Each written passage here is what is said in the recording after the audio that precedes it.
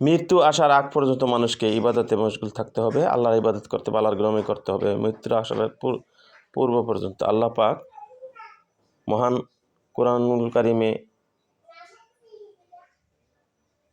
সূরা হিজরের 15 নম্বর সূরা 99 নম্বর আয়াতে বলেছেন, ওয়াবুদ রাব্বাকা হাত্তা ইয়াতিকাল ইয়াকিন,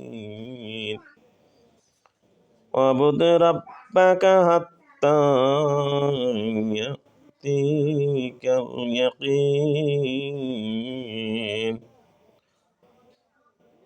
তোমরা মৃত্যুর উপস্থিত না হওয়া পর্যন্ত তুমি তোমার রবের ইবাদত করো।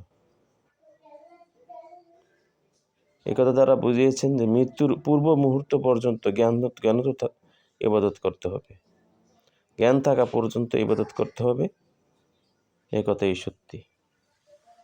ইবাদত বন্ধ করা যাবে না, আল্লাহর গোলামি করতে হবে, গোলামি করতে করতেই মৃত্যুবরণ করতে হবে।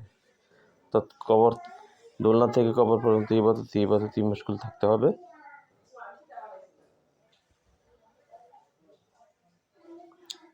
যারা ভিডিওটা দেখছেন তাদেরকে অনেক অনেক ধন্যবাদ।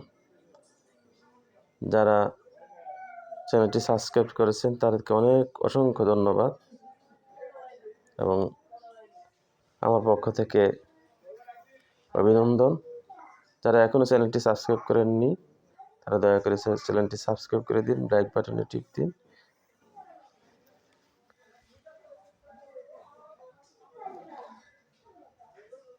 যারা আমার ভিডিও পছন্দ করেন না তাদের দেখতে থাকুন, দেখতে দেখতে ইনশাল্লাহ ভালোবাসা হয়ে যাবে।